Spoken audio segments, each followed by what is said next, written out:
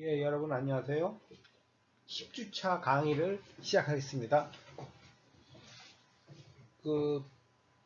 뭐 좀 이 코로나 사태가 진정이 되면은 오프라인에서 만날 수 있을 거라고 생각을 했는데 또 최근에 뭐 여러 가지 좀 진정되는 게 아니라 조금 확산되는 기미가 보여서 좀 언제 우리가 모일 수 있을지 모여서 오프라인에서 강의를 할 수 있을지는 모르겠습니다. 하여튼 이번 주차 수업은 지금까지 해오던 방식 그대로 하겠습니다.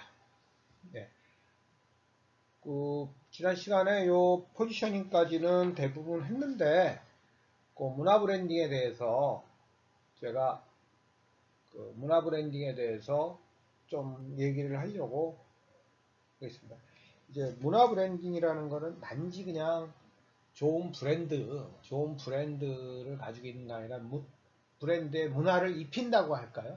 뭐 그런 거라고 볼 수 있죠. 그래서 이제 그 여러분들 그 이제 책에 나온 예를 봐도 여기 아메리칸 걸 인형이 나와요. 아메리칸 걸. 이게 뭐냐 하면은 원래 미국 인형이다 그럼 바비 인형이 굉장히 유명했단 말이죠. 바비 인형이 유명하고 이제 베스트셀러였는데 그 바비 인형 같은 거는 가장 이 티피컬한 그 어떤 백인들의 뭐 이렇게 아름다운 뭐 하얀색 피부와 뭐 금발에 뭐 이렇게 눈 크고 뭐 이런 티피컬한 그런 그 인형으로서 뭐 많은 사람들이 이걸 가지고 있었는데 그게 사실 이 보통이 아니죠. 일상이 아니죠. 보통 우리들의 많은 사람들을 대표한다고 볼 수는 없잖아요. 그래서 그런 어떤 비현실적인 바비 인형에 대응해서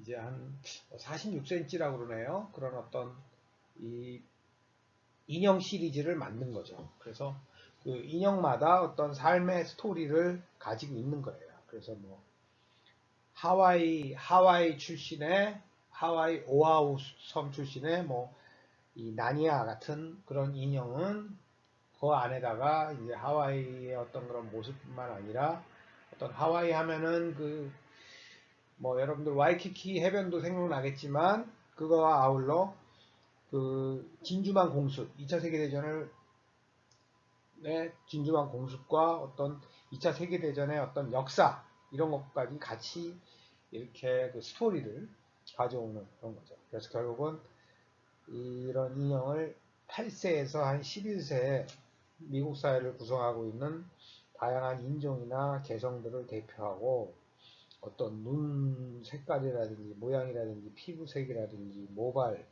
질감과 길이 같은 이런 것들을 수없이 조합을 해서 자기한테 맞는 것들을 이제 만들 수 있는 거죠.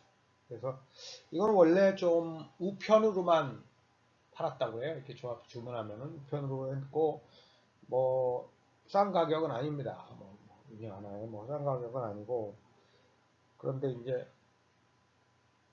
처음에 미국 시카고에서 했다고 그러는데 이제 오프라인 매장 그러니까 스토어도 같이 만들어 가지고 했고 또 캐나다의 인디고라는 그 서점 체인이랑 같이 협업을 해서 인기를 끌고 뭐 그래서 또 뭐 추룰림이 시리즈 인형이다 그러면 뭐 이런 합창단 같은 거를 만들어서 다양한 인종들이 이렇게 서 있는 모습을 하고 또 거기에다가 뭐 그랜드 호텔 같은 퍼니처 가구 같은 걸 해가지고 호텔 방 세트도 만들 수 있고 근데 이제 그런 것들이 적은 돈이 아니고 비싼데 300달러가 넘어가면 우리가 호텔에서 4성급이나 5성급에서 하루 자는 거 이상 들어가고 그러는데 하여튼 그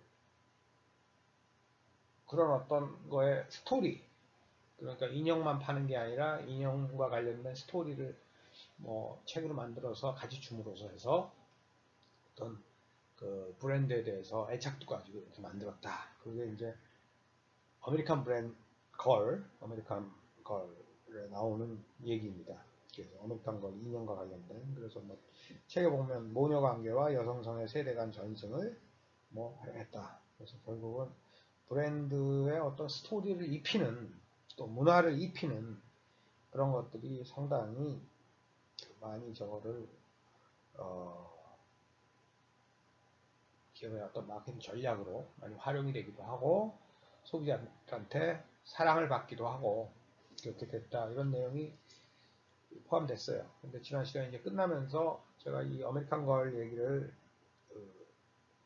자세히 못해서 제가 추가적으로 말씀을 드린 거고요. 거기에 뭐 결국은 그 원초적 브랜딩, 뭐 프라이멀 브랜딩 이런 얘기도 나오는데, 이건 결국은 브랜드가 그냥 단순히 호칭, 호명하는 게 아니라 어떤 브랜드는 하나의 신념 체계다, 이런 걸 보고, 그거를 브랜드는 그 내가 나에 대해서 말해주는 게 아니라 다른 사람들이 말하는 거, 뭐에 대해서 말하는 게 중요하다, 이런 식의 개념을 가지고 접근을 하는 거죠.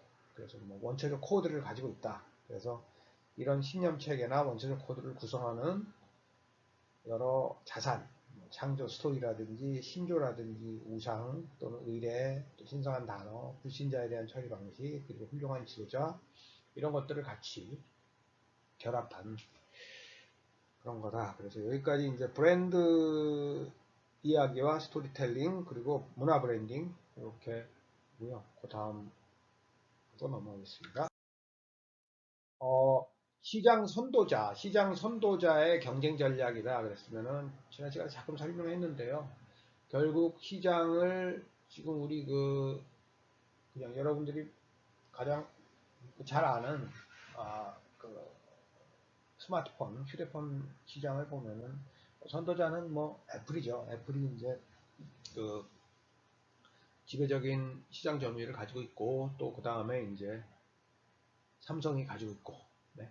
그래서 시장 선도자, 그 다음에 그거 외에 또 중국 스마트폰 시장이 점점 더 커가고 있어요. 중국 업체들이 뭐 좋은 제품들을 많이 만들어서. 그래서 제가 한 2018년 정도 보니까 매출 기준으로 애플이 한 40%, 삼성전자가 한 20%좀 안 되고,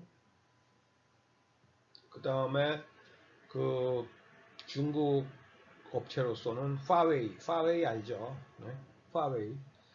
그 굉장히 지금 미국과의 어떤 그 무역 간의 원래 파웨이는 뭐 이 스마트폰보다는 이게 그 스마트폰 기지국 그거 하는 연결해주는 그런 다양한 이렇게 장비 같은 거, 네, 그거와 관련해서 이슈가 있는 그런 파웨이, 뭐 런정페이의 창업자, 다음에 오포, 오포.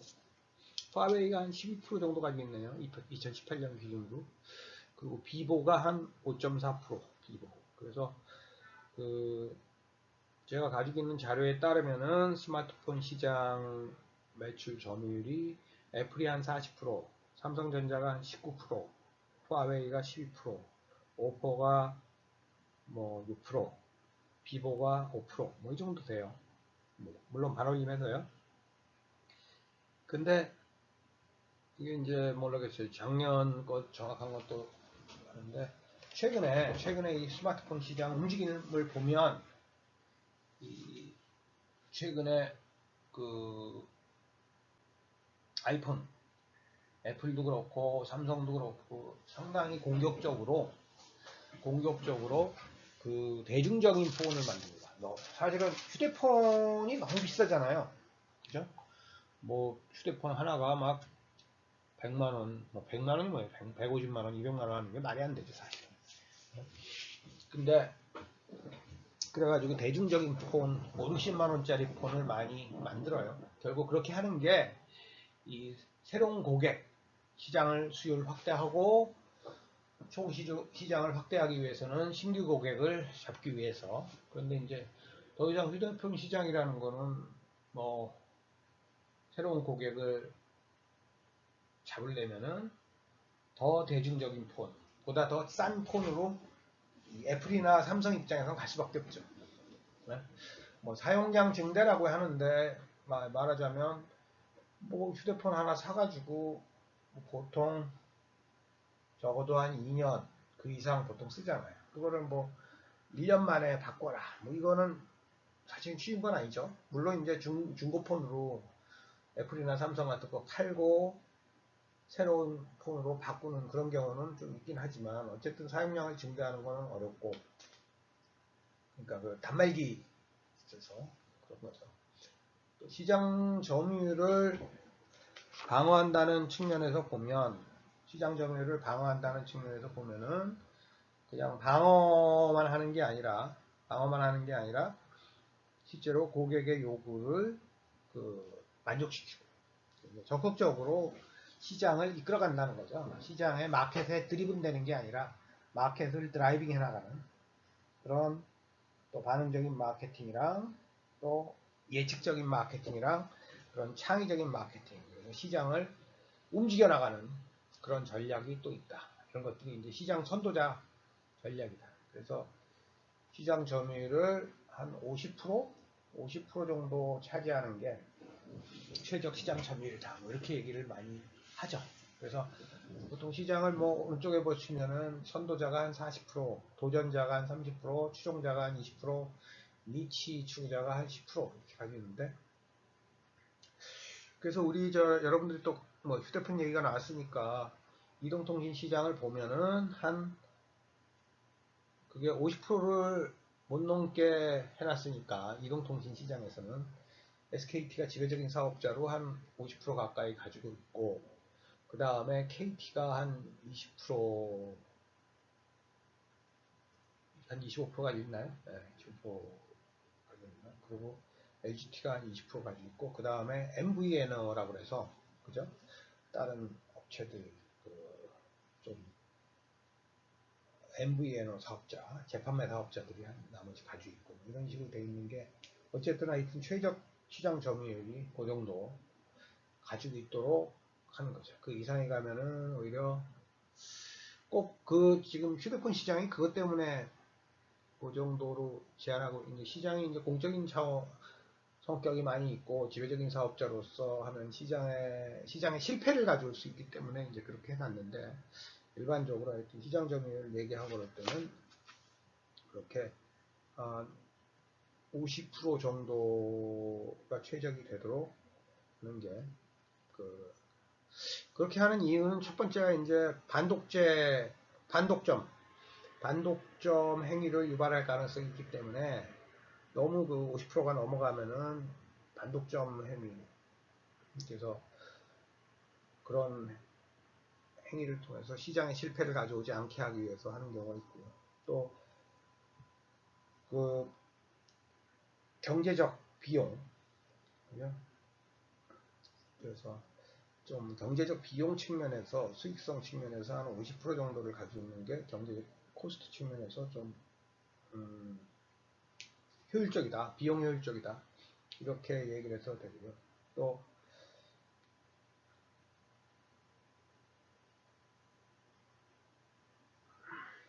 그래서 너무 좀 막 약탈적 마케팅을 한다고 그럴까? 어떤 그런 좀 다른 경쟁자들한테 그거 하는 그런 마케팅 활동을 추구하는 거를 좀 지양하고, 그래서 또 실제 품질이나 지각된 품질 같은 거를 이제 시장 그런 것들을 고려하고, 이런 차원에서 시장 점유율을 증대하려고 하는 거죠. 그래서 어쨌든 시장 선도자 경제 전략에서는 시장 선도자들은 그런 식의 그거를 가지고 있는데, 이런 요인들을 점유율을 증대시키는 데 있어서 항상 이렇게 177페이지 보면은 반독점 행위 유발 가능성이라든지 어떤 이코노미 코스트라든지 또는 잘못된 마케팅 활동, 좀 잘못됐다고 좀 약탈적 그런 거라든지 또는 실제 및 지각된 품질에 대한 시장 점유율 증가했다. 이런 것들을 본다는 거죠. 네. 그래서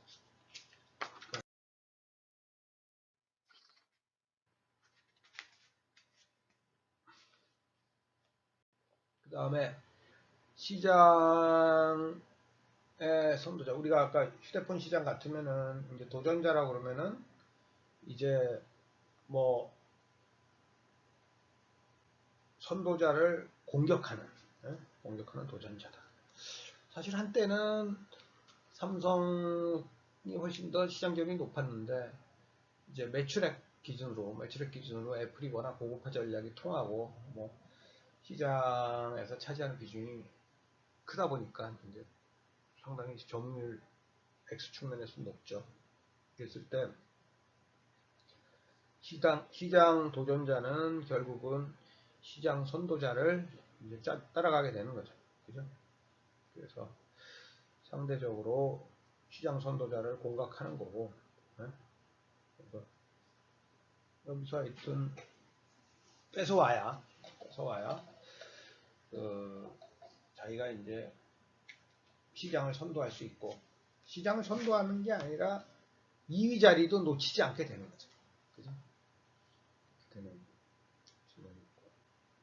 그럼 도전자는 사실 뭐 재무적으로 취약하고 뭐 소규모 현지 지역 기업인 경우가 많고 뭐 산업 그 전반 또는 좀 고객 요구에 충분히 귀를 기울이지 않는다. 뭐 이런 특징이 있다고는 하는데 뭐 그건 업종이라든지 제품 종류라든지 서비스 종류에 따라 달리긴 달라요. 어쨌든 시장 도전자는 선도자를 추격하고 선도자에 비해서 애플에 비해서 삼성이 그 사업에서 분명히 재무적으로 좀 그거 한 건 물론 이제 반도체 분야에서는 삼성이 최고죠. 전 세계 거의 50% 지배적인 점유율을 그 메모리 D램 분야에선 가지고 있고 이거를 이제 시스템이라든지 이런 쪽으로 자꾸 이렇게 옮아가려고 하고요. 또 소규모 현지 지역 기업 그런 거는 아니고 또 산업 전반에 대해서 또 고객 요구에 물지하지 않는 사고방식을 공략할 수 있다. 뭐 이렇게 되고 공격 전략은 전면전으로 정면에서 공격을 할 수 있고요. 정면에서 공격을 할 수도 있고 또 뭐 측면에서 이거를 이제 플랭크 FLANK 플랭크 어택 또는 플랭킹 전략이라고 그러는데 시장에서 니치가 생기도록 변화를 파악하고 그 니치를 메우기 위해 돌진하는 것. 그러니까 정면으로 가서 이 프런트가 앞이잖아요. 앞, 전면, FRONT, AL, 프론털 어탁 그러면은 서로 이렇게 가격이라든지 광고라든지 이런 판촉 가지고 엄청나게 싸우는 거거든요. 예? 근데 이런 것들은 서로 간에 그 충격을 받기가 쉽고 또 도전자 입장에서 훨씬 불리하죠. 그래서 그런 경우에는 이제 측면 공격, 플랭킹 전략을 또 많이 쓴다. 좀, 예, 이렇게. 그리고 포위 공격은 인서클먼트 어택. 그래서 여러 방면에서 대대적으로 공격을 개시해서 일부 영역을 장악하려는 거. 예? 그래서 도전자가 좀 자원이 우세할 때 가능하다. 이제 우회 공격이라고 하면은 좀 적을 우회하여 손쉬운 시장을 공략하는 거로 뭐 비관련 제품을 통한 다각화, 신규 지역 시장으로 다각화, 신기술로 도약 등 여러 가지가 있다. 하여튼 다각화 전략이라고 생각하면 돼요. 그러면 새로운 기술을 통해서 기술적 도약에서 도전자는 끈기 있게 기술을 연구 개발하고 전쟁터를 자신이 유리한 영역으로 이동시키는 그런 전략을 습도한다. 이게 이제 바이패스 어택. 그래서 우회 공격이라고 합니다.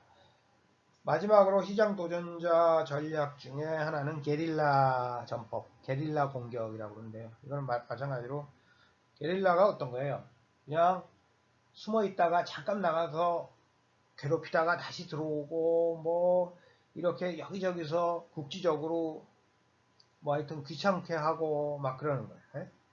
그래서 이게 이제 그 여기서도 게릴라 공격이라고 그러면은 가격을 선택적으로 인하한다든지 집중적으로 촉진 활동을 한다든지 또는 법적 행동이라든지 뭐 이런 거 가지고 귀찮게 하고 또 계속 그러는 게 아니라 잠깐 막 뭐 밤이라든지 막 이렇게 침투하고 귀찮게 했다가 도망가고 간헐적인 공격을 한다든지 재래식과 비재래식 방법을 모두 이용해서 상대를 괴롭히고 안정적 발판을 확보하는 그런 전략이에요. 그래서 이런 거 여러분들 보면 지금 그럴 거예요. 우리 프론트 어택, 정면 공격, 플랭크 어택, 측면 공격, 또 포위 공격, 인서클먼트 어택, 또 우회 공격, 바이패스 어택, 또 게릴라 공격, 뭐 이렇게 5가지 정도가 있는데 이 5가지는 여러분 보면은 상당히 이게 무슨 군사 용어 같죠?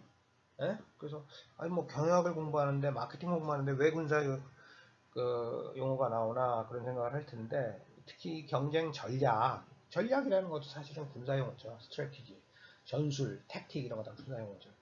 이 경영학이 사실은 발전을 하는 데 있어서 군사학과 관련돼서 거기서 많은 이론들을 가져왔어요. 그래서 사실은 역사적으로는 우리 동양에서도 뭐 손자병법이라든지 그런 이 병법서가 뭐 이렇게 경영학에 쓰이기도 하고요.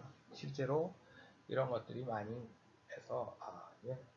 모든 학문이 제가 얘기하고 싶은 건 군사학이 경영이랑 통하듯이 모든 그 통하는 그 원리라든지 이런 거는 똑같으니까요. 사실은 어떤 학문을 하던. 그래서 우리가 이렇게 보면은 그런 것들은 그래서 하나의 학문을 잘하면 다른 학문도 잘할 확률이 높아요. 우리 뭐 군대를 다녀오거나 이런 학생들은 잘 알겠지만 이런 용어들이 그대로 군사학에서도 쓰이는 거다 이렇게 볼 수 있고요. 이제 시장 추종자는 이제 선도자, 도전자가 아니고 추종자인 경우에는 이제 선도 기업들을 모방하는 경우가 많죠. 모방하는 경우가 있어요. 제품 모방 전략이다. 프로덕트 이미테이션 스트래터지다. 이렇게 얘기를 하고요. 프로덕트 이노베이션 전략 이렇게 될 수 있는데 그런 전략은 크게 뭐 위조, 카운터피터 그러면 위조자. 다음에 클로너는 복제죠. 클로니, CLON이 복제자, 이미테이터, 뭐 모방자, 그죠? 모방하는 거. 포장, 뭐 광고, 가격 또는 입지 등에서 뭐 차별화하는 거. 또 변경자, 어댑터는 변경이나 개선해서 다른 시장에 이렇게 판매하는 어댑터. 그러니까 시장 추종자 전략에는 저런 카운터피터, 또 클로너, 이미테이터, 어댑터 이런 전략이 있다. 이런 얘기를 하는 거예요. 그러면은 그렇지만 이러한 추종자 전략이랑 짝퉁이랑은 구별을 해야 된다. 우리 보통 짝퉁이라고 많이 그러잖아요. 짝퉁 위조자는 그죠? 위조자는 짝퉁이라고 볼 수 있죠. 선도자의 제품과 포장을 그대로 베껴 이를 뭐 암시장 또는 불법 딜러를 통해 판매하는 좀 불법적이고 비윤리적인 그런 거라고 볼 수가 있는 거죠.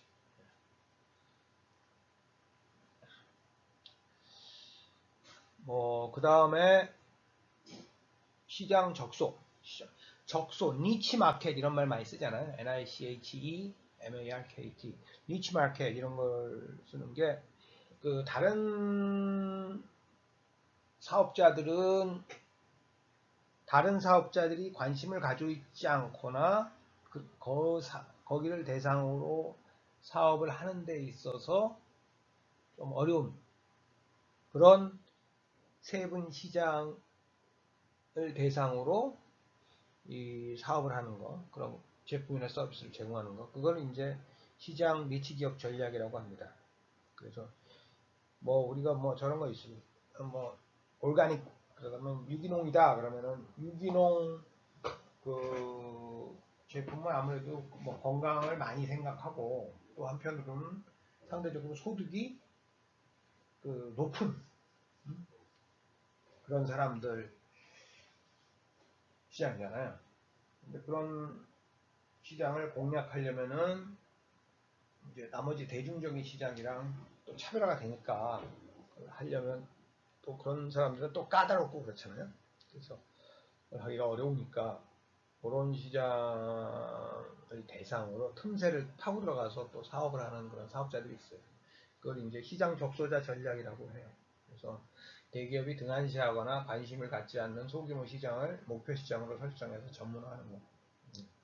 그래서 적소 전문성 추구 차원에서는 뭐 니치 기업들은 책에서 여러분들 180페이지 보시면은 그 최종 사용자, 뭐 수직적 단계, 고객 규모, 특별 고객, 질의, 제품 또는 제품 라인, 제품 기능, 주문, 품질, 가격, 서비스, 경로 등에서 좀 니치적인 그런 성격을 가지고 있다고 해요. 예를 들어서 몇 가지 보면은 이제 최종 사용자 고객의 한 가지 유형에 전문화한 기업이다.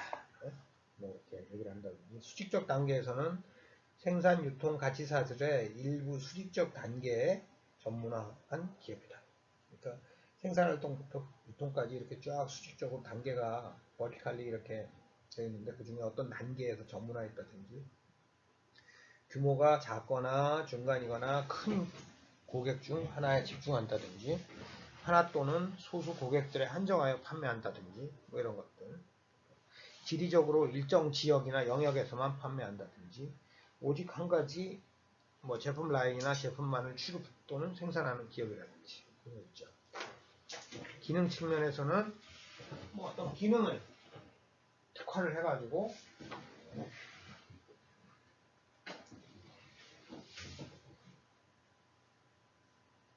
전문화한 기업 그거는 이제 제품 기능을 한 니치 기업이라고. 주문 차원에서는 제품을 개별 고객용으로 맞춤화하는 기업. 또 품질이나 가격 측면에서 고급품이나 저고품 양극단 시장에서 운영하는 기업. 하나 이상의 어떤 서비스를, 특별한 서비스를 가지고 또 차별화한 기업. 하나의 유통 경로에만 서비스하는데 전문화한 기업. 뭐 이런 것들을 볼 수 있어요. 예, 여기까지 저희가 그 7장을 마쳤고요. 그래서 7장은 뭐 마케팅에서 제일 또 중요한 전략이라고 하는 STP 전략에 대해서 여러분 공부했습니다. 세분화, 표적화, 정의화 전략에 대해서 공부했으니까 그리고 여러분들 그 막장의 마지막에 보면은 그런 경영자 요약이라고 잘 돼 있는데 그 부분은 꼭 읽어보세요. 제가 이 책들의 한 챕터가 참 잘 이렇게 요약 정리가 돼 있거든요. 그래서 꼭 읽어보시면 앞에 있는 것들이 읽으면서 보면은 또 복습할 수도 있고요. 그렇습니다. 네, 이제 8장으로 넘어갈게요. 이제 8장은 실제적으로 그런 브랜딩을 어떻게 하냐. 네? 앞에서는 STP, 세그멘테이션, 타겟팅, 포지셔닝 전략에 대해서 공부를 한 거고 그거를 이제 브랜딩이나 아무래도 관련이 되니까는 좀 얘기를 한 거고 여기서는 실제적으로 브랜드를 구체적으로 네? 어떻게 하고 브랜드 전략을 개발하고 의사결정을 어떻게 하느냐 하는 거에 대해서 배우는 게 이제 그 8장이에요. 그래서 8장 우리는 브랜드가 무엇이고 브랜딩은 어떤 일을 하는가 그리고 브랜드 에셋, 브랜드 지분이라고 그래요. 또 어떤 데서는 자산이라고도 합니다. 브랜드 자산은 무엇이며 어떻게 구축, 측정, 관리하는가 지분 또는 자산, 에셋을 그렇게 해요. 또 브랜딩 전략을 개발하는데 중요한 의사결정은 무엇인가 또 기업이 사업의 핵심을 성장시키는 것이 왜 중요한가 이런 내용들에 대해서 공부를 합니다. 이게 이제 8장이고요. 그리고 거기 이제 자동차 이름에 장명전쟁이 있어요. 근데 되게 재밌어요. 여러분들 보시면 이 아무래도 자동차가 이제 경쟁이 제일 심하죠. 경쟁이 제일 심한 한 번 사면 그 가격도 비싸고 교체 주기도 길고 뭐 품질이나 럭셔리, 고급스러움 등을 가지고 있고 또 소비자들도 그거에 대해서 로망을 가지고 있는 사람들도 많이 있고 그리고 뭐 어떤 반드시 기능적이고 뭐 어떤 이성적인 측면뿐만 아니라 뭐 어떤 감성적이고 뭐 진기적이고 어떤 이런 사회적인 측면, 관계적인 측면에서 상당히 영향이 있기 때문에 자동차가 굉장히 중요한 뭐 어떻게 보면 마케팅 경쟁하는 데 있어서 가장 좋은 예이자 어떤 뭐 그런 특징을 가지고 있다 이렇게 볼 수 있는데 거기 이제 우리나라 브랜드들 얘기가 나와요. 쌍용차 보면 코란도 나오죠. 코란도는 어떻게 되냐면 코리안 캔두예요. 한국인은 할 수 있다라는 뜻을 그래서 코란도가 코리안 캔두를 약해놓은 거죠. 그래서 1980년대 감성을 대변하고 있다. 또 이 쌍용차에서 티볼리라는 차는 휴양지, 티볼리 이탈리아 유명 관광지 이름이고요. 그 현대차 투싼 역시 미국의 남서부 휴양지. 또 현대차의 뭐 산타페 이거는 뭐 뉴멕시코 그 유명하죠. 유명 관광지. 기아차 소렌토 이 이탈리아. 그죠? 또 베라크루즈 단종되긴 했지만 이게 다 휴양지 명칭이 동일하다. 그 다음에 가장 지금 거의 베스트셀링 카라고 하는 그랜저는 좀 이게 GRANDUR이 위대함 뭐 이런 장관 뭐 이런 뜻도 있고요. 뭐 그런 것도 그런 걸 가지고 사실 소나타는 그냥 아무 의미 없이 그 저거를 만든 거예요. 그 소나타. 근데 저건 아셔야 돼요. 이 우리 글로벌 마케팅을 하는 데 있어서는 한 나라에서 쓰던 브랜드가 다른 나라로 가면은 그 브랜드가 바뀌는 경우가 있어요. 왜냐하면은 뭐 우리나라 소나타라는 단어가 이제 쓰였지만 이게 그 나라 갔더니 소나타가 뭐 좀 안 좋은 뜻일 수도 있고 또 뭐 여러 가지 좀 다른 뭐 어감상 이상할 수도 있고 브랜드가 그럴 수도 있죠. 그래서 소나타다 그러면은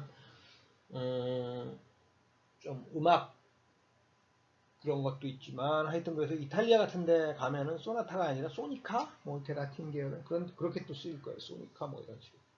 그리고 어떤 그 브랜딩도 그 현지 시장에 맞춰서 현지 고객이라든지 현지인에 맞춰서 로컬라이제이션을 해야 한다.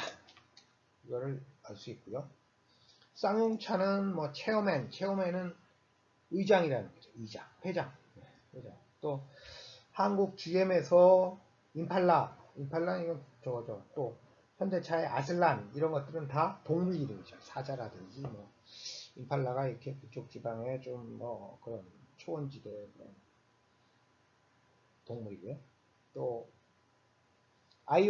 아이오닉은 이온 플러스 유니크 이렇게 돼 있죠. 이온과 유니크를 합친 아이오닉 이렇게 되겠습니다.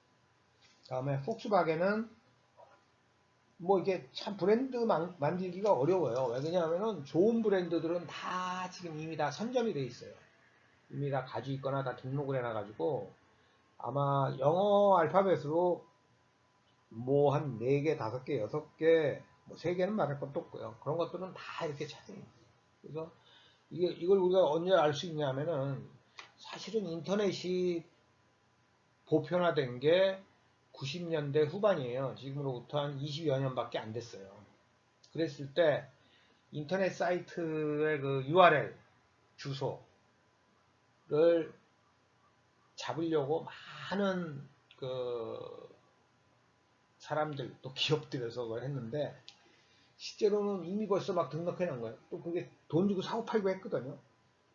그리고 뭐 그 당시에 막 아마 코리아닷컴 이런 것들은 굉장히 비싼 가격에 막 거래가 되고 막 그래가지고 막 그랬는데 이제 그 당시에는 왜 그랬는지 모르겠는데 이제 막 우리 인터넷 거품이 생기면서 그렇게 돼가지고 굉장히 많이 그거 가지고 있으면 막 되게 그거 한 것처럼 됐죠. 그래가지고 그거를 이제 피해가기 위해서 앞에 아마 I라든지 E자 같은 거를 붙이는 거죠. 예. 뭐 예를 들어서 LG전자다 그러면 뭐 LG 뭐 co.kr인데 com 하면 좋은데 이미 LG를 가지고 있으면 어떻게 돼요? 가지고 있으면 이것도 LG 뭐 E를 붙인다든지 앞에다가 I 뭐 LG를 붙인다든지 이런 식으로 그냥 조금씩 달라져요. 이제 그런 겁니다.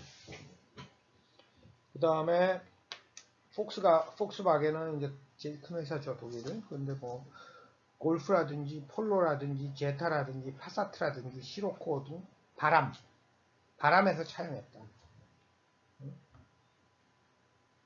그래서 폴로 같은 거는 북극에서 불어오는 찬바람이래요. 네.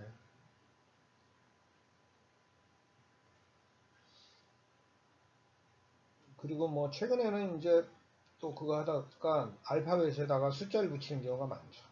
소나타도 뭐 1, 2, 3 그랬고 기아에서도 K3, K5, K9 뭐 그런 거 있고 일본 삼성에서도 SM3, SM5, SM7 등으로 이름을 있고 그래서 중형 세단 또 최근에는 이제 SM6라고도 나오고 그래서 좋은 브랜드만으로 성공이 보장되는 것은 아니다. 뭐 이런 거 할 수 있습니다. 그래서 뭐 책에 보면은 아슬란이라는 그런 현대의 전륜구동 고급 세단 아슬란은 브랜드 결정하는데 1년 6개월이나 걸렸지만 시장의 성과는 참패에 가까웠다. 이런 얘기가 나와요. 예, 아주 재밌습니다, 여러분.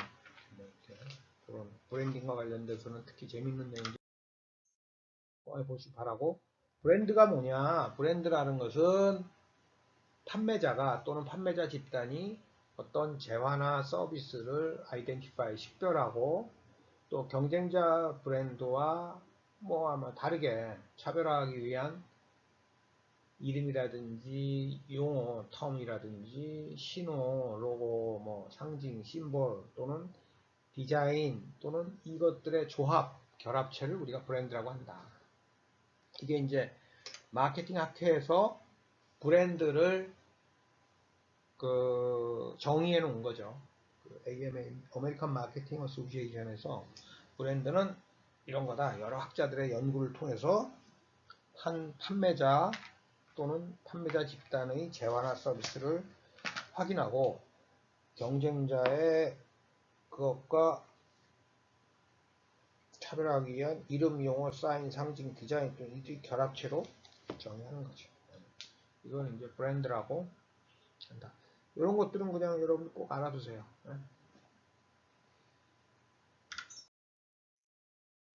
그러면 브랜드는 어떤 역할을 하고 있냐? 먼저 소비자들은 브랜드가 있어야 살 거 아니에요. 그죠?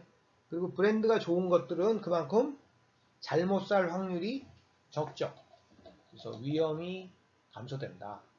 위험이 감소되는 측면이 있고, 그냥 우리 브랜드가 없으면 이거저거 따져보고 막 이거저거 읽어보고 막 해야 되는데 그냥 의사결정이 굉장히 간소화되는 게 있고, 뭐 자동차라든지 특히 뭐 여러 가지 패션도 그렇고 어떤 브랜드에 대해서 개인적인 의미를 부여하는 경우가 굉장히 많아요. 개인 의미. 그죠? 그리고 또 어떤 브랜드 아이덴티티라고 해서 브랜드와 나와 거의 동일시하는 그런 정체성을 갖게 되는 그런 게 있고 브랜드가 또 하나의 어떤 인간적인 걸 가지고 있습니다. 인간적인 특성을 갖고 있기도 하다. 그래서 소비자 측면에서는 제품을 구매 의사결정을 하는 데 있어서 리스크를 줄여주고 그죠? 리스크를 줄여준다는 건 의사결정을 간소화시켜주고 개인에게 의미를 부여해주고 정체성을 가져다주고 특히 이 자기가 나는 그 브랜드 아니면 안 써 그런 사람들도 있고 그리고 인간과 같은 특성 우리 프로스포츠 같은 데서 어떤 스포츠 구단을 막 자기 와 동일시하고 일치시켜서 자기의 정체성으로 하는 것도 똑같은 얘기죠. 소비자 측면에서는 그런 역할을 하는데 기업에 있어서는 브랜드는 아무래도 관리하기 쉽겠죠. 브랜드가 있으면 제품 취급을 하는 데 있어서 간소화하고 하고 어떤 인벤토리 매니지먼트랑 어카운팅, 회계 처리하는 데 있어서 체계화 시킬 수가 있다. 그죠? 또 브랜드가 있어야 법적으로 또 보호를 받죠. 법적으로. 그죠? 그래서 뭐 상표권이라든지 그런 게 있고. 그리고 이 브랜드 충성도를 창출할 수 있어요. 마케팅 전략을 통해서 기업 입장에서는 경영 목표, 경영 전략, 마케팅 목표를 세우기도 좋고 충성도를 창출하기 좋고 또 그래서 경쟁 우위를 확보하는 그런 측면도 있습니다. 그 다음에 뭐 이런 내용들은 어렵지 않아요. 여러분들 그 책에 설명이 있으니까 책에 설명을 가지고 여러분들 그냥 읽어보시면 뭐 재밌을 거예요. 이 브랜딩과 관련된 건 재밌고 특히 많은 브랜드 얘기가 나오면 여러분 거의 모든 브랜드에 대해서는 유튜브에 다 나와 있어요. 저도 굉장히 많이 보는데 그래서 그런 것들을 많이 보고 특히 외국 사이트들을 보고 그러면 여러분들 뭐 마케팅이라든지 그런 거 재밌는 또 감각을 트렌드를 따라가는 것도 있지만 또 영어 공부하는 데도 많이 도움이 됩니다. 저도 그렇게 하고 있어요. 그러니까 여러분들 제발 제가 부탁드리는 게 막 영어는 영어, 뭐 경영학은 경영학, 뭐 이게 따로따로 모든 과목들을 보지 말고요. 특히 경영학은 그래서 좋은데 이 영어 공부를 같이 하면서 뭐 아까 그 원초적 브랜딩, 프라이멀 브랜딩 이런 것도 여러분 찾아보면요. 네? 테드 이런 데서 나와요 그대로. 그러면 그걸 공부하고 한 번 들어서 그거 하면 또 다시 한 번 듣고 그런 식으로 할 수 있을 거예요. 브랜드는 제품과 서비스의 브랜드의 힘을 뭐 부여하는 과정이다. 뭐 그런 거죠. 그래서 뭐 그 호나 누구죠? 호날두가 그런데 뭐 이 친구는 작년인가 우리나라에 와가지고 한 시간도 아니 조금도 안 뛰어가지고 말이 많은데 어쨌든 그 자기가 소속된 팀에 엄청난 그 팀의 가치를 높여주는 그런 선수로서 하는데 그 제품이 무엇이고 왜 소비자들이 주의해야 하는지 그래서 그들에 대해 이름과 다른 브랜드 요소들을 부여함으로써 그 제품이 누구인지를 소비자들에게 가르쳐 주는 거죠. 그래서 뭐 프로스포츠에서 그런 것들을 많이 하는 것 같아요.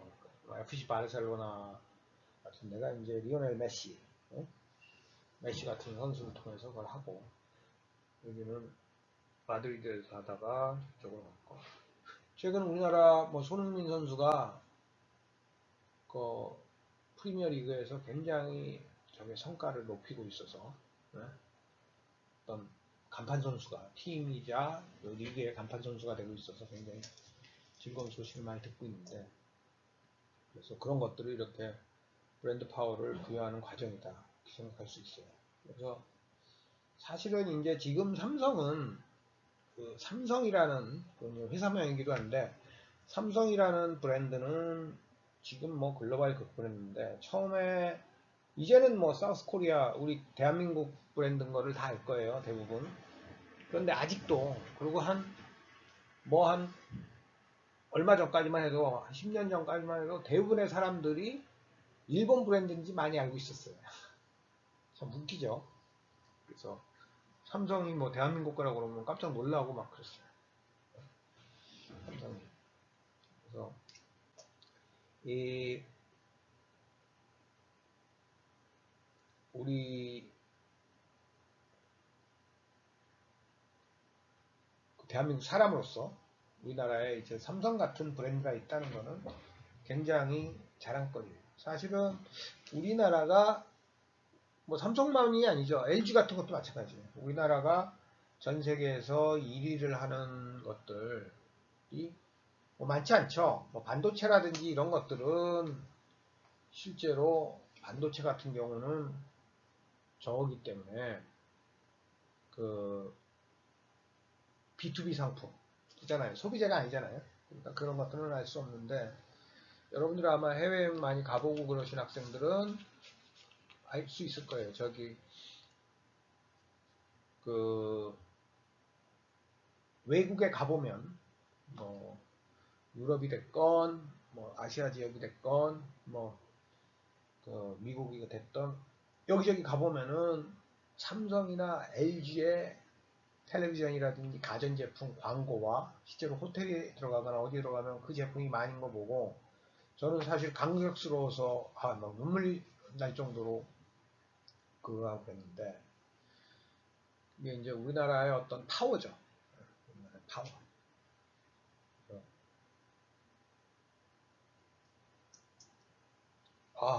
그러니까 삼성이나 LG 가전제품 경우에 그 뭐 누가 봐도 그건 1, 2위 하는 회사예요. 우리 세계적으로 가전제품에 있어서 뭐 텔레비전이라든지 뭐 냉장고, 세탁기 뭐 이런 데서 1, 2위 하는 회사인데 그 나라가 그, 그 제품이 있기 때문에 다른 나라 사람들은 어떻게 생각을 하냐 하면은 기술적으로 굉장히 발전한 나라. 그렇죠. 하이테크 기업. 이렇게 보는 거예요. 네? 그러니까 여러분들이 그 회사를 볼 때 내수 시장을 가지고 하는 내수 시장 위주의 기업들은 외부에 가봤자 잘 몰라요. 우리가 찾을 수도 없고. 근데 실제로 의외로 우리나라의 많은 기업들이 세계적으로 B2C건 B2B건 브랜드 파워를 가지고 있는 데들이 많아요. 뭐 배다 그러면은 조선 그러면은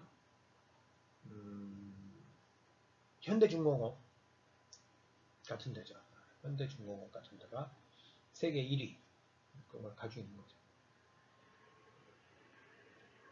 그래서 일단 브랜딩이라는 것은 결국은 제품이라든지 서비스에 브랜드의 힘을 부여하는 과정이다. 그리고 여러분 라인이라는 거 알죠? 라인톡, 우리 카카오톡 같은 거. 라인톡이 사실은 일본의 저기 그 SNS 이 메신지 서비스 1등인데 그게 네이버의 메신저 서비스잖아요. 네이버의 서비스인데 사실은 네이버가 이제 2000년대 거의 2000년 그 정도 언저리의 초반에 한 게임으로 가지고 일본에 들어갔죠. 게임으로. 그런데 게임은 잘 안 됐어요. 그러고서 어떻게 할까 하다가 이 라인을 가지고 라인을 성공했죠. 일본이 이제 내수 시장이 큰 나라니까 성공을 했고 요즘은 뭐 우리도 많이 쓰는데 그랬을 때 그 일본 사람들이 자기네가 쓰면서도 그게 한국 거라고 생각을 못해요. 참 신기해요. 제가 그걸 직접 가서 느꼈습니다. 제가 2017년 2학기랑 18년 1학기에 일본에 가서 이제 그 교환 교수로 있었는데 가서 강의도 하고 뭐 학생들이랑 대화도 하고 그럴 기회가 있었는데 그럴 때 그 보면 이 라인톡이 한국 브랜드라고 그러면은 깜짝 놀라죠. 네이버라고 그러면 깜짝 놀라요. 일본 시장이 굉장히 폐쇄적인 시장이에요. 어떤 의미냐 하면은 최근에 뭐 그 많은 그런 속성을 우리가 알 수 있지만 그 일본 자체가 이제 섬나라고 자기네들의 어떤 그런 우월감이랄까 그런 것도 강하고 그리고 사실은 뭐 70, 80년대 뭐 60년대서부터 70, 80년대를 하면서 뭐 세계 제조업을 이끈 나라예요. 뭐 일본이랑 독일이 이끈 거죠. 세계 제조업을. 지금은 이제 뭐 중국이 그걸 하고 있고 우리가 이제 특정 분야에서 또 우리가 이끌고 있는 거고요. 근데 이제 중국이 지금 아마 세계 제조업 비율이 생산량으로 해서 한 28% 거의 30% 돼요. 근데 지금 이제 미중 무역 전쟁을 통해서 이제 그게 서로 싸우고 있는 거죠, 미국이랑. 그래서 이게 어떻게 될지, 이번 이 사태로 인해서 이게 어떻게 갈지 모르겠는데. 근데 제가 이제 일본에서 직접 경험했으니까 얘기를 해보면은, 일본은 포탈 서비스도 야후를 많이 써요. 야후. 야후 쓰는 사람들이 많지 않아요. 근데 야후 쓰고요. 여러분들 야후 아실지 모르겠는데, 그리고 일본은 굉장히 폐쇄적이라서 자동차도 거의 일본 차, 일본 브랜드 차가 시장 점유율이 굉장히 높아요. 우리나라 차라든지 다른 뭐 미국 차 이런 것들을 구경하기 쉽지 않습니다. 뭐 독일 차들은 좀 있을 수 있죠. 독일 차야 아무래도 좀. 근데 하여튼 일본의 뭐 도요다가 뭐 렉서스를 중심으로 해서 세계 최고의 그 뭐 품질과 그걸 가지고 있는 거는 또 시장 점유율을 가지고 있는 것은 또 맞는데, 하여튼 너무 그게 자기네들 시장에서 애국산, 국산품 이용하는 게 아주 특색이 있는 나라예요. 다른 제품도 많이 그래요, 실제로. 우리나라 가전제품이 전 세계적으로 뭐 TV 이런 것만 봐도 최고인데, 일본에 가면은 자기네 나라 거 써요. 뭐, 그죠?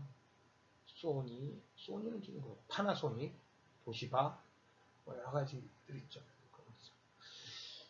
제가 브랜드 얘기하다 보니까는 이제 글로벌한 얘기들을 여러분들한테 좀 해주는 건데, 재밌는 게 많아요. 그래서 이 삼성 같은 데가 이렇게 되기 위해서, 여러분 아마 그 영국 프리미어 리그의 첼시라는 팀 있죠. 축구 잘하는 팀. 그 구단, 거기에 광고를 오래 했죠.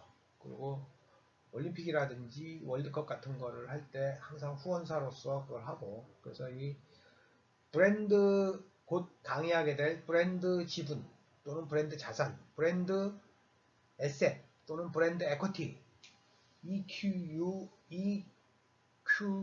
EQUITY를 키우기 위해서 굉장히 노력을 많이 한 거죠. 사실은. 그래서 지금과 같은 게 나온 거죠. 큰 이벤트라든지 뭐 이런 데 가고, 외국에 가보면은 뭐 우리가 잘 가볼 수 없는 나라에 가더라도 가보면은 삼성 브랜드가 그 한 시내, 예? 또는 LG가 그 시내 중심가에 또 아주 그 길목에 쫙 잡고 있어요. 여러분들 브랜딩 같은 거 보면은 외국에서 제일 먼저 외국에 어떻게 해서 맞는 게 뭐예요? 공항이잖아요. 공항에서 어떤 여러분의 목적지인 시내를 이렇게 들어가다 보면 전 세계에서 제일 브랜드 파워를 부여하고 싶은 기업들의 브랜드들이 쫙 서 있어요. 보통 그렇게 돼 있습니다. 그래서 이제 그런 것들을 많이 여러분들 느끼셨을 텐데, 생각하면서 이렇게 여행하시고 이렇게 보시면 재밌어요.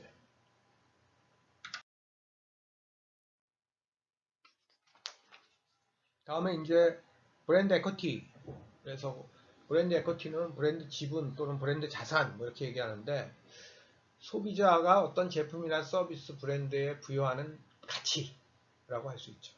그래서 그거를 보면 브랜드가 강력하다면 어떤 좋은 점이 있냐?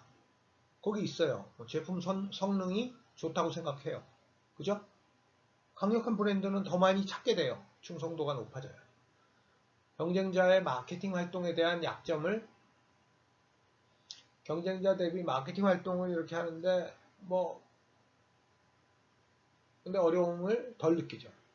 그리고 또 마케팅이 어려움, 위기가 있어도 축소되고 또 이익이 더 많고, 여러분들 뭐 솔직히 애플이나 삼성 같은데 제품들 생각하면 될 거예요. 가격 인상에 대해서는 더 비탄력적이죠. 브랜드가 좋으면 가격 인상을 더 많이 해도 소비자들이 사요.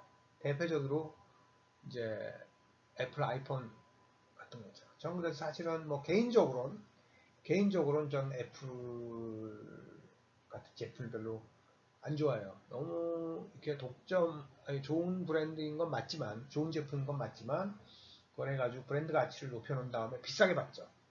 네? 그러니까 비탄력적으로 만들죠. 그런 거. 또는 가격이 내려가면은 더 탄력적으로 더 좋아하게 만들어요. 강력한 브랜드라면. 뭐 여러분들 애플이나 삼성, 갤럭시 같은 거 생각하면은 그럴 거예요. 또 거래처 협력이라든지 지원이 증대되고요. 또 마케팅 커뮤니케이션 효과성이 더 높아지고 뭐 라이센싱이라든지 이런 기회의 가능성이 높고 추가적인 브랜드 확장 기회도 좋고 종업원 모집하고 유지하고 뭐 이런 거 하는 데도 좋고 뭐 재무적으로도 수익성이 나고요. 이런 거다 이거죠. 이거는 뭐 여러분들 꼭 저기 제가 자주 여러분들한테 드는 예지만 그 라면 시장 같은 데를 봐도 금방 알 수 있어요. 뭐 라면에 그거는 농심의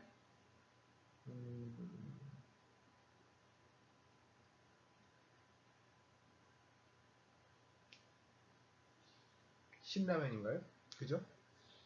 근데 그 브랜드에 대응하기 위해서 다른 많은 브랜드들을 보면은 하나 더 껴준다든지 여러분들 잘 보면은 가격이 조금씩 차이가 있어요. 근데 그런 것들을 상대적으로 덜해요. 신라면은. 왜? 브랜드 파워가 있기 때문에 더 비싼 대신에 판촉 활동도 덜해. 그런데도 좋은 이렇게 위치에 선반을 차지하고 있다. 네? 상품 진열대를 차지하고 있다. 이런 얘기 제가 했었죠. 그래서 모든 그 기업들이 이제 브랜드 밸류, 브랜드 파워를 높이기 위해서 노력하는 거죠. 그리고 그거를 가지고 우리가 브랜드 에쿼티라고 그런다. 브랜드 지분이라고 그런다. 특히 브랜드 지분을 커스터머 베이스드 브랜드 에쿼티, 커스터머 베이스드 브랜드 에쿼티가 되게 중요하다고 해요. 그래서 커스터머 베이스드 브랜드 에쿼티라는 것은 소비자 반응에 브랜드 지식이 가지는 차별적인 효과다. 이렇게. 커스터머 베이스 브랜드 에쿼티는 기업의 브랜드 마케팅에 대해서 소비자 반응에 대한 브랜드 지식이 가지는 차별적인 효과다. 그랬을 때 소비자 반응에 대해서 브랜드 지식이 어떻게 차별화되는지. 그러니까 그 고객에 기반을 하고 있으면 그 브랜드의 마케팅 활동이라든지 이런 거에 대해 소비자 반응이 더 좋다. 그리고 브랜드 지식을 많이 가지고 있다. 그런 어떤 이 디퍼런셜 이펙트, 차별적인 효과가 더 높다라는 거죠. 그죠? 그리고 어떤 소비자들의 지각이라든지 선호라든지 행동 그런 차원에서 더 그거 하는 거죠. 그래서 브랜드가 점점 더 강력해지고 우호적이고 독특한 고객들과의 브랜드 현상을 창출한다는 거죠.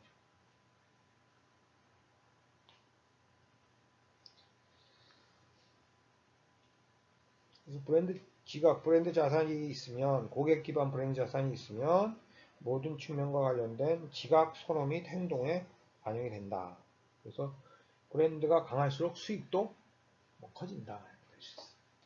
그래서 하여튼 요 슬라이드에서는 여러분들이 알고 계셔야 될 게, 브랜드 에쿼티라는 게 있다. 근데 브랜드 에쿼티는 소비자가 제품이나 서비스에 대해서 부여하는 어떤 부가적인 가치인데, 그러니까 그 브랜드를 좋아하는, 네? 브랜드를 좋아하는 거기에 가치를 더 주는 그런 소비자가 부여하는 거를 우리가 브랜드 자산이라고 합니다. 그래서 기업들이 다 브랜드 가치를 높이기 위해서 노력을 하는 거고요. 특히 거기에서 고객 기반 브랜드 지분이 있는데, 브랜드 자산이 있는데, 그거는 소비자 반응이 차이가 나고, 브랜드 지시, 그런 어떤 차별적인 효과, 또 그렇기 때문에 브랜드가 무엇이고, 브랜드가 무엇이어야 되고, 소비자들을 위해 무엇을 해야 하는가에 대한 어떤 마케터의 비전을 우리가 브랜드 약속이라고 한다. 그래서 우리가 사실은 브랜드 가치가 높은, 브랜드 지분이라든지 브랜드 자산이라든지 브랜드 가치가 높은 기업일수록 훨씬 더 그 잘못되면 만에 하나 브랜드에 대해서 문제가 생기면은 엄청난 그 역풍을 맞기 때문에 브랜드 가치를 지키고 빌드업하고 하기 위해서 노력을 많이 하죠.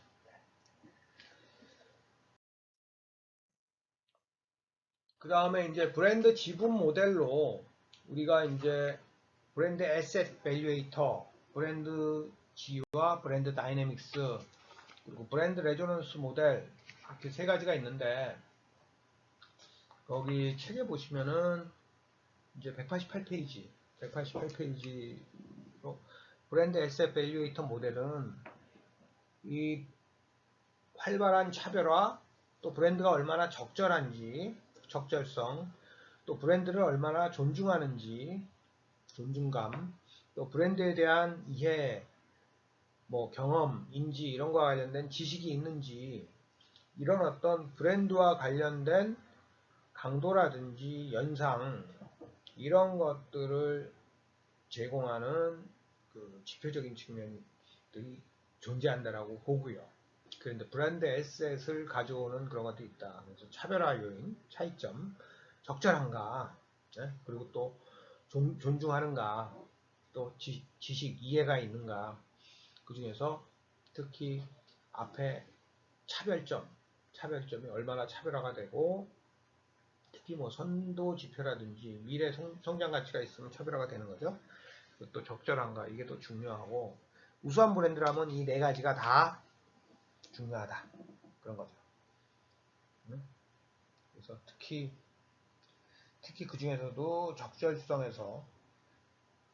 적절성보다는 활발한 차별화와 활력 같은 데서 높고, 그 다음 존중이나 지식은 좀 더 낮을 수 있다. 신규 브랜드 같은 경우는. 그렇지만 지도적인 브랜드는 모두 높은 수준을 가리키고 쇠퇴하고 있다면은 지식이나 이런 것들은 높을 수 있지만 나머지 부분에서 좀 마이너스 요인이 낮아지는 요인이 있다. 브랜드 G와 브랜드 다이내믹스 모형은 결국은 브랜드 구매 경영을 수립하는 의미가 있고 차별적이고 특징적 브랜드 연상에 기초한다. 그래서 브랜드 파워라든지 브랜드 프리미엄이라든지 잠재력 그런 게 중요한 결과가 있다. 그래서 그 브랜드 다이내믹스 거기 피라미드 그림 8-2 188페이지요. 보시면은 그 브랜드를 보면 뭔가 의미가 있고 차별적이고 두드러지고 이런 걸 보는 거고요. 그래서 이거를 통해서 브랜드의 선행 지표로서 어떤 브랜드 파워가 있고 뭔가 프리미엄, 뭔가 하여튼 더 좋다는 그런 느낌을 갖게 되고 또 잠재력을 가지게 돼요. 그리고 결국 그걸 통해서 시장에서 인마켓 활동을 하게 되죠. 그러면은 마지막으로 수익을 창출하는 그런 과정을 거친다는 걸 이제 브랜드 다이내믹스 피라미드 모형이다 이렇게 얘기를 하고요. 마지막으로 브랜드 공명 모델 레조넌스가 공명이죠. 공명이라고 하는데 우리 메아리라고 생각하면 돼요. 우리가 어떤 브랜드를 보면 막 좋아서 떨리고 막 가슴이 뛰고 막 이런 상태다. 이걸 우리 브랜드 공명 모형이라고 생각하면 되는데 189페이지에 보시면은 거기에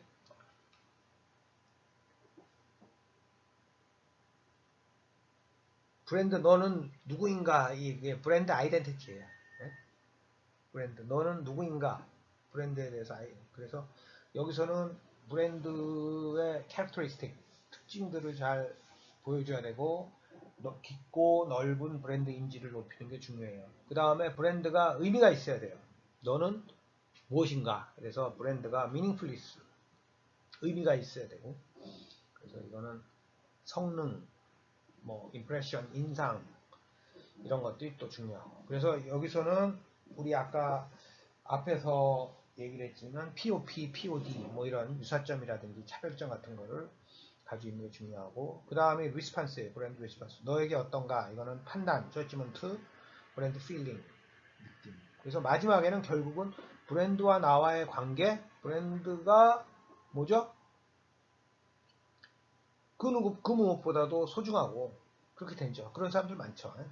그래가지고 그 브랜드를 보면 떨리고, 우리가 사랑하는 사람을 만나는 것처럼 막 떨리고 애착을 갖게 되고, 에? 브랜드가 막 상하고 훼손돼 있으면은 막 그게 보기 싫고 막 이런 서로 간에 그냥 거의 그 관계, 에?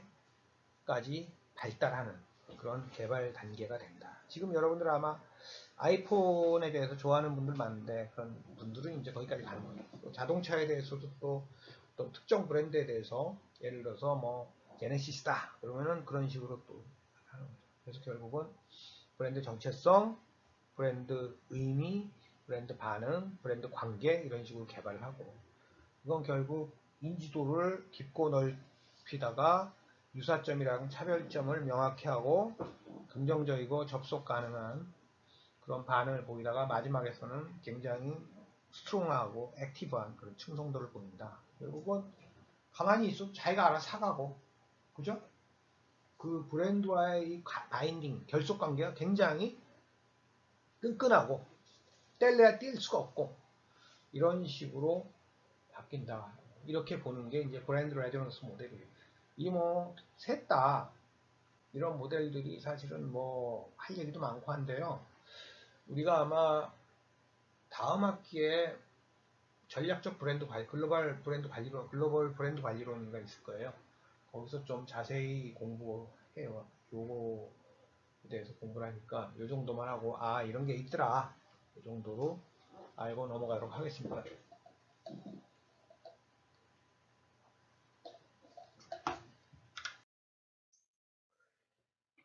브랜드 지분, 뭐 지분과 자산은 그냥 왔다 갔다 한다고 그랬죠. 그러니까 그냥 그렇게 에쿼티를 사람에 따라서 그 지분으로 번역하기도 하고 자산으로 번역하기도 하고 하는데, 그래서 제가 이제 영어로 그냥 알아둬라 뭐 이렇게 얘기를 많이 하는데, 그러면은 브랜드 자산을, 브랜드 지분을 구축하기 위해서는 뭐를 움직여야 되냐, 어떤 요인들을 움직여야 되느냐. 그래서 브랜드 요소를 선택해야 된다. 브랜드 요소는 브랜드 정의에 나와 있죠. 이름이라든지 브랜드명, URL, 홈페이지 그 URL, 로고, 심볼, 뭐 캐릭터, 뭐 대변자, 슬로건, 또 징글, 포장, 표지, 하여튼 브랜드와 관련된 브랜드를 구성하는 굉장히 많은 것들이 있어요. 우리 맥도날드다 그러면은 뭐 그런 로고도 있고 뭐 그 여러 가지가 보이는데 멀리서 봐도 딱 어린애들이나가 알고 좋아하고 그러죠. 그런 것들을 이제 브랜드 요소를 구성하는 여러 가지 브랜드 요소와 관련된 것들이라고 보면 되죠. 그래서 그런 것들을 적절한 것들을 선택을 해가지고 하는 거죠. 뭐 스타벅스다 그럼 스타벅스의 어떤 그 느낌이 있잖아요. 스타벅스의 뭐 브라운색과 녹색으로 이루어지고 뭐 스타벅스의 어떤 그 분위기라든지 뭐 그런 것까지도 다 들어오고요. 그렇죠?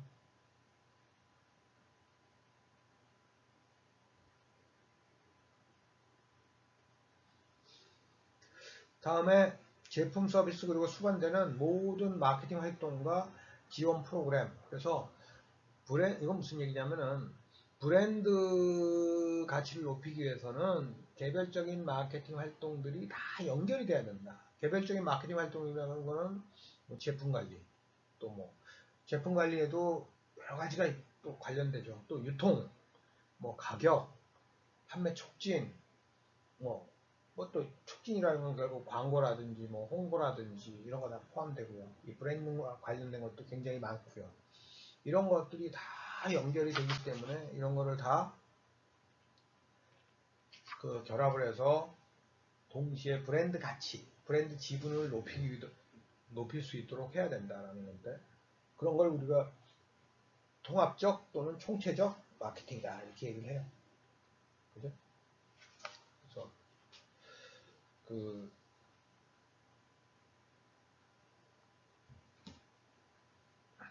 다음에 세 번째는 브랜드가 실제로 그 브랜드만이 아닌 브랜드와 연상되는 다른 실체와 연결해서 간접적으로 연결되는 그런 연상들, 말하자면 브랜드와 관련된 사람, 인물이라든지 뭐 장소 또는 사물 뭐 이런 거 있어요. 그리고 특히 뭐 뭐 와인이라든지 여러분 보드카라든지 이런 것들 보면 다 그런 게 있죠. 그죠? 뭐 위스키라든지 그런 거 보면 다 그 지역의 어떤 것들이나 사람이나 장소라든지 뭐 그런 것들이 다 있어요. 그죠? 그래서 책에다 보면 뉴질랜드 보드카 42 빌로우 브랜드명은 뉴질랜드의 어떤 위도, 우리가 위도 경도 이런 거 얘기하죠. 그런 거와 알코올 도수를 모두 지칭한다. 그래서 포장과 기타 시각적 단서들은 뉴질랜드의 순수한 느낌을 활용해서 브랜드 포지션이 전달합니다. 여러분들 그냥 M&A 초콜릿 같은 거 있잖아요. M&M. M&M 초콜릿 보면은 그게 노란색에다가 뭐 그런 것도 딱 있죠. 스니커스 같은 초콜릿도 그런 거 있고, 우리나라 뭐 가나 초콜릿이라든지 브란드콘 이런 것도 다 그런 게 있죠. 그런 것들이 이제 그거와 관련된 어떤 여러 가지를 통해서 이제 연상되도록 이렇게 한다. 그런데 특히나 이제 사람이라든지 지역이라든지 아니면은 장소라든지 뭐 이런 것들, 사물이라든지 이런 것들이랑 연결시켜서 한다. 이렇게 볼 수 있어요. 그래서 우리나라 은행들 같은 데서도 제가 가끔 드는 얘기지만 은행들 같은 데서도 모델이 굉장히 중요한 거예요. 모델이 굉장히 중요한 모델을 쓰고 그 모델이 그 기업의 얼굴이잖아요. 그죠? 그래서 그 은행의 얼굴이기 때문에 모델에 대해서 굉장히 중시하고 하는 거죠. 예, 그 다음에 요 페이지까지 하면 되는데, 그럼 우리가 브랜드로 여기 그 나이키의 스워시 같은 게 있고요. 브랜드로 뭐 굉장히 많이 뭐 갤럭시다 그러면 갤럭시가 있고 뭐 여러 가지 그 브랜드들이 있는데 그런 브랜드를 만들고 선정하는 기준이 뭐냐? 첫째, 메모러블 해야 된다. 메모러블하다는 거는 기억하기가 쉬워야 돼요. 기억하기가 용이해야 돼요. 그래서 쉽게 연상이 되고 제인이 될 수 있는, 레코나이즈 될 수 있는 그런 거다. 예를 뭐 타이드라고 세제 있죠. 이런 것들. 타이드. 그 빨래 그 세탁하는 데 쓰는 그런 것들. 그런 것들은 이제 그러니까 짧아야 좋겠죠. 짧고 외우기 좋고 뭔가 이게 다른 거랑 연상이 되면 좋은 거고. 그래서 브랜드를 수립하는 데는 그런 기억 용이해야 되고 또 의미가 있으면 좀 좋아요. 의미가. 그래서 그 그래서 사실은 피자집이다 그러면 피자를 넣는 경우도 많아요. 그 안에다가. 그죠? 경우가 많은데 요소가 브랜드 요소가 믿을 수 있고 범주를 암시하고 또 제품 성분이나 브랜드 사용자에게 무언가를 암시하는 다이하드다 그러면은 굉장히 질기다 뭐 이런 거죠. 네? 내구성이 있다. 너를 느낌을 가질 수 있죠. 그 다음에 되게 되면 좋아 보여야 돼요. 요소가 호소력이 있고 재미있는가. 그래서 핀터레스트 그래서 보통 브랜드를 쓸 때 라이커블 할 때 브랜드를 그거 할 때는 실제로는 그 좀 오 이런 거를 보면 많이 쓰죠. 그러니까 우 이런 거보다는 네? 좀 밝은 명랑한 그런 것들을 많이 써요. 그래서 memorable, meaningful, likable 뭐 이렇게 하죠. 그래서 사실은 글로벌이 일본 브랜드들이 많이 그 글로벌 소비자들한테 특히 뭐 미국이나 이런 소비자들한테 각인돼 있는 게 일본 브랜드는 되게 쉬워요. 뭐 소니 그러면 SONY 이런 거 쉽죠. 그죠? 메모러블이나 라이커블 있어 소니 뭐 이렇게 해서 쉽고 뭐 도요타도 마찬가지고 그죠? 도요타도 마찬가지고 뭐 하여튼 일본 그 혼다 뭐 이런 것도 그렇죠. 자동차 혼다 같은 경우도 그렇고 하여튼 그런 측정이 있어요. 그래서 하여튼 브랜드 요소를 선택하는 기준으로서 중요한 게 메모러블 해야 되고 미닝풀 해야 되고 라이커블 해야 된다. 그러니까 기억이 용이해야 되고 의미가 있어야 되고 호감을 가질 수 있는 불릴 수 있는 그런 거여야 된다고. 또 브랜드를 경쟁사나 다른 업체의 브랜드에 비해서 지키기 위해서는 보호 가능해야 된다. 프로텍터블. 그리고 어댑터블. 요소가 적응 가능하고 업데이트 될 수 있다. 뭐 이런 거죠. 그래서 뭐 예를 들면 너무 한 지역에 국한된 지역 이름이라든지 너무 그게 강하다든지 이러면 좀 그건 좀 문제가 있고, 또 이게 다른 브랜드 하나를 만드는데 굉장히 어렵기 때문에 이제 다른 쪽으로 이렇게 넓혀나가고 이러는데 이전 가능성이 있어야 된다. 그리고 한 제품이나 종류나 뭐 이런 유형에서만 맞는 게 아니라 여러 제품이나 이런 데서도 맞는 그런 적용 가능성이라든지 이전 가능성이 있어야 된다. 이렇게 보는 거죠. 그래서 그 브랜드를 만드는 데 있어서는 그 굉장히 브랜드를 처음 만들고 그거 하는 데 있어서는 기억이 용이해야 되고 의미가 있어야 되고 호감을 가질 수 있어야 되는 반면에 브랜드를 지키기 위해서는 이전 가능해야 되고 적용이 가능해야 되고 보호가 가능해야 된다. 이런 것들을 가지고 있는 거죠. 예, 지금 여기 브랜드 요소 선택하는 데 있어서, 그러니까 우리가 어떤 브랜드로 장명을 하는가 하는 데 있어서 우리가 해야 되는 기준인데요. 거기서 우리가 이 책에 190페이지까지 오늘 했습니다. 그래서 결국은 그 우리 나이키 같은 거 보면 Just Do It, 그리고 여기 왼쪽에 스와시라고 SWOOSH, 그리고 나이키라는 게 니케가 그리스 승리 여신이잖아요. 날개 달린 그리스 승리 여신.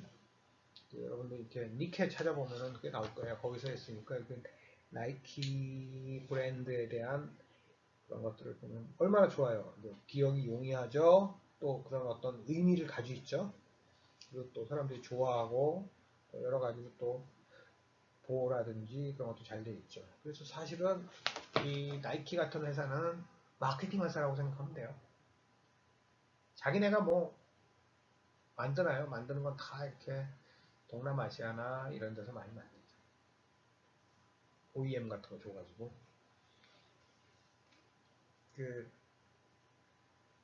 그래서 오늘 요 브랜드 요소 선택 기준으로는 이런 6가지 기준이 있다. 여기까지 오늘 하고, 다음 시간에는 191페이지 총체적 마케팅 활동의 설계